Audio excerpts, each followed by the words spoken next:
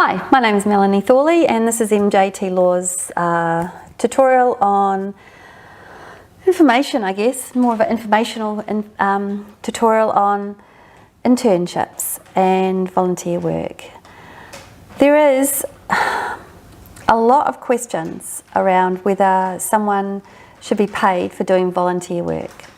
So what we're going to do is we're going to jump onto the Fair Work Ombudsman's website, see what they have to say about it, and we're going to have a chat about it. Okay, so we're going to go intern and Fair Work Ombudsman. Oops. And we're just going to click on that first one up there, and here we are. Work experience and internships. So this is about when you should be paid, yeah? And look, it's really interesting.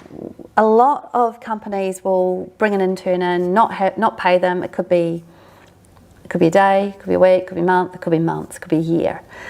But unpaid work experience and internships are only okay if it's part of a student or vocational placement. Now we're just going to click on this. I'm going to right click. We're going to jump into it. What this means is you are in a identifiable course. You're doing a course somewhere, and during that course you have to take a vocational placement, and that placement is not going to be paying you to go there and do that. Now it must be part of an educational training institution, yeah, and there must be no entitlement for that employee to be working, that student to be working. So that's what that means. What that means in kind of reality. If you, for instance, law students have to do a placement in order to satisfy the requirements to receive a practicing certificate. They have to do some practical training. That's called practical legal training, the PLTs. One has to do it for a certain amount of time. Usually it's at least a month, sometimes it's longer. 72 days, I think, is a number that comes into my head. So if you are on your PLTs and you have to do your placement, you have to find a volunteer job in a law firm for the amount of time that will satisfy the course requirements for you to pass that course, and then do the next thing you need to do in order to get that practicing certificate. And that is the same here. Unless you're on a student placement or there is no employment relationship. Now I'm going to step aside that one because that's a big question. Then you should be getting paid for the work that you're doing. So let's use an example. You are a film and media student. You're really excited about getting that first job. You have finished your degree and you are looking for that job.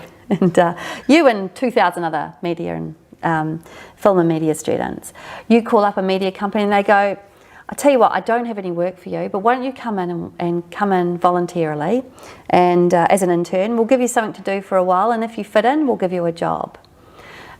Unless the work that you're doing at that company is work that a paid person wouldn't usually get to do, then it's unlawful. You should be paid for that work. The benchmark is if the company would normally employ someone and pay them to do the job that you are in there doing, then you should be paid for it as well.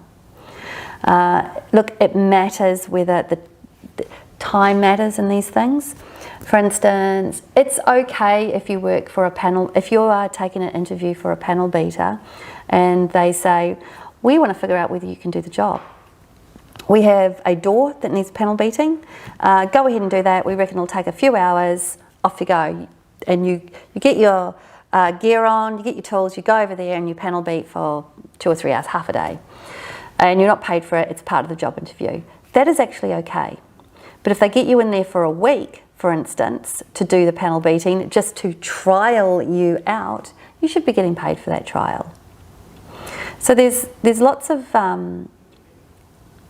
things that happen and in employment that could be unlawful. But if you're in volunteer, working somewhere, doing work that a person who would normally get paid would do, then there's going to be some challenges there. Yeah. So we think that it's really important that you stop and think about this. Look, I'm not saying that you should be turning down potential work because you don't want to be in a situation where you're telling this employer that actually this is paid work and you're not doing it unless you're getting paid. But the lawful reality is that could be actually the case. Really it's about balancing out the need for the requirement. So you need a job, they require you to do a particular job in there. It's just kind of balancing that all out. If you think that there's something hinky going on, you've been there for a few months, you haven't been paid, basically you took over the job of someone who's left and now you're not getting paid for it but they used to, there could be an underpayment issue there. Places you can go and speak to your employer about that. You can speak to the Fair Work Ombudsman, or you can give someone like us a call and we can have a chat with you about whether or not it's sensible to not be paid for this particular thing.